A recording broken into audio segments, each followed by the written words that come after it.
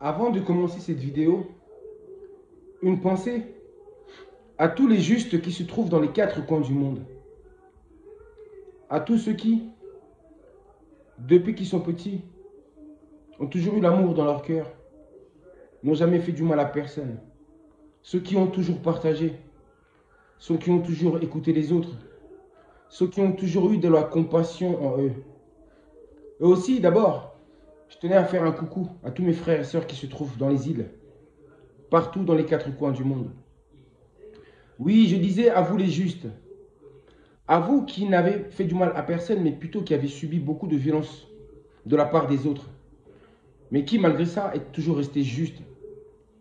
Vous qui vivez selon vos moyens, sans faire du mal à personne. Oui, les justes. Les justes existent. Mes frères et sœurs, si je vous pose une question, est-ce que dans ce monde il existe des justes ou pas? Même s'ils sont une minorité. Mais existe-t-il ou pas des justes? Vous me direz, si vous avez toute votre tête, que les justes existent. Aussi, je voulais dire que je déteste les livres des religieux. Ces livres qui se prétendent soi-disant être la parole de Dieu. Moi, je n'aime pas ces livres. Parce que je crois que l'humanité ne s'est jamais aussi mal portée depuis que ces livres existent. Les religieux. Regardez par exemple, quand je prends l'Ancien Testament, je répète ce modèle-ci, le petit, qui m'a été donné dehors par les témoins de Jéhovah, bien sûr que je l'ai pris. Mais pour le lire avec un œil critique, c'est-à-dire sans émotion. Lire et seulement obtenir la vérité. Et écoutez à la fin de ce livre, à la conclusion de ce livre, après Apocalypse, voici ce qui est écrit. Ils font une petite conclusion. J'ai déjà fait une vidéo précédente à ce sujet.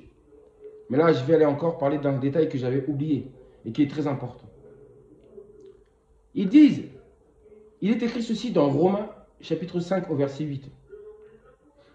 Mais voici comment Dieu prouve son amour envers nous. Alors que nous étions encore des pécheurs, Christ, soi-disant Jésus, est mort pour nous. Soi-disant, c'est ce qu'ils disent. Voici comment ils nous condamnent tous. Ils nous prennent tous pour des pécheurs, pour des mauvais. Alors que je dis que ces gens qui ont écrit ces livres-là, ce sont eux qui sont mauvais. Les justes n'ont rien à voir avec ces gens-là, ces manipulateurs. Il est écrit ceci dans Romains chapitre 3, verset 23. Tous ont péché et sont privés de la gloire de Dieu. Voici comment ils nous condamnent. Ils nous font passer pour des pécheurs, comme si tout le monde était pécheur, comme si des gens saints d'esprit, des justes n'existent pas. Et voici pour en terminer ce qu'ils disent. Romains chapitre 3, verset 10. Alors là, c'est vraiment la goutte d'eau qui déborde. Comme cela est écrit, il n'y a pas de juste, pas même un seul.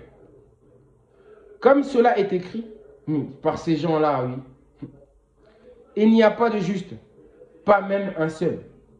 Donc, selon ce livre qui est soi-disant la parole de Dieu, parce que Dieu symbolise la vérité. Il est le symbole de la vérité.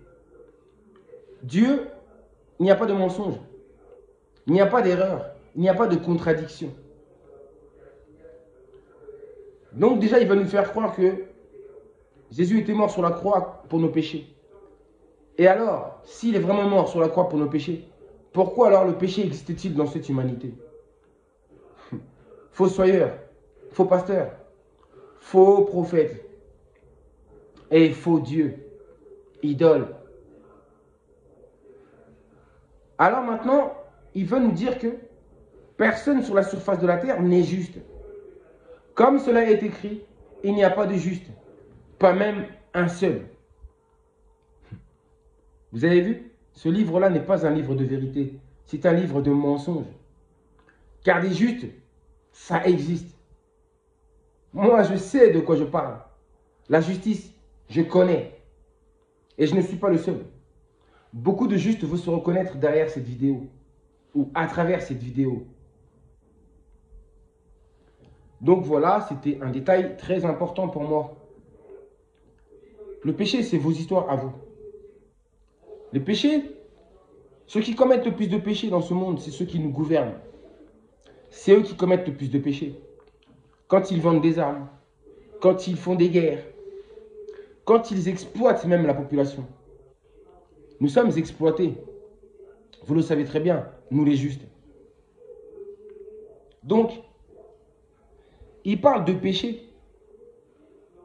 Mais le péché, ça les connaît. Nous, on ne connaît pas le péché. Vous comprenez ce que je veux dire?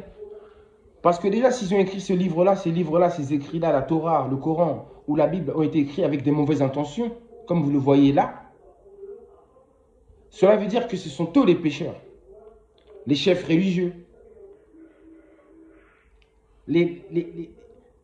ceux qui possèdent ces religions-là. Ce sont eux les pécheurs.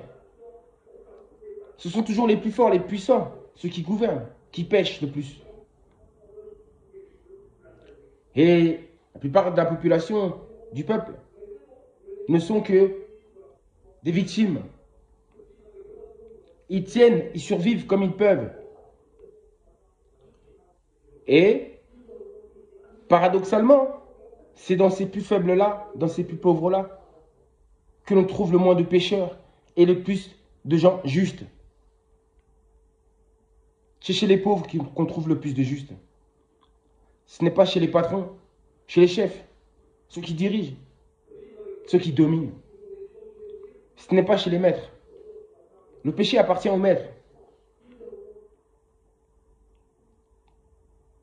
Donc ils veulent nous faire croire que nous sommes tous des pécheurs, alors que la plupart d'entre vous, vous ne faites absolument rien de mal à personne. Mais c'est plutôt vous qui êtes offensés tous les jours. Offensés, agressés. Les factures, les loyers à payer, la nourriture à acheter, etc., etc. Vous êtes offensés tous les jours. Le mal ne vient pas de vous. Mais pourtant, dans ce livre, on vous accuse d'être des pécheurs. Vous êtes condamnés au péché. Tous ont péché et sont privés de la gloire de Dieu. Je peux vous dire que les justes ne sont pas privés de la gloire de Dieu, mais du Dieu véritable. Non pas les dieux qu'ils ont créés dans ces livres-là dont tu nous parles. Beaucoup se disent être athées, en réalité tout simplement parce qu'ils doutent de ces écritures. Mais vous ne devez pas par contre douter de l'existence même d'un créateur, d'un Dieu, d'une source créatrice primordiale, d'un grand esprit créateur ou d'une conscience cosmique universelle, de la source de la vie. Ce sont des fossoyeurs, ce sont des menteurs, ce sont des manipulateurs. J'ai dit, si ces livres-là avaient été écrits avec des bonnes intentions, l'humanité n'en serait pas là aujourd'hui. Posez-vous des bonnes questions.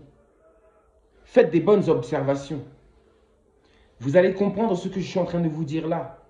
Si ces livres venaient vraiment de Dieu,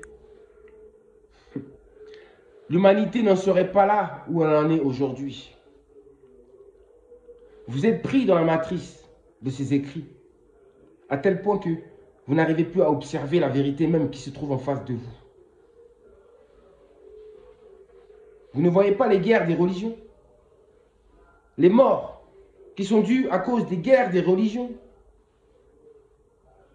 Vous ne voyez pas la destruction que causent les religions, parce que ce sont les inventions des hommes et que ça n'a rien à voir avec une invention divine. Le moment est venu pour le progrès humain et divin. Le moment est venu. Et ce progrès divin ne passera que par la vérité. Par la révélation des choses qui sont cachées. Par la prise de conscience. Vous devez réaliser que l'humanité a pris un mauvais chemin. Et si on ne change pas de direction, si on ne change pas notre perception, notre vision, et si on rejette la connaissance, la vérité, c'est foutu.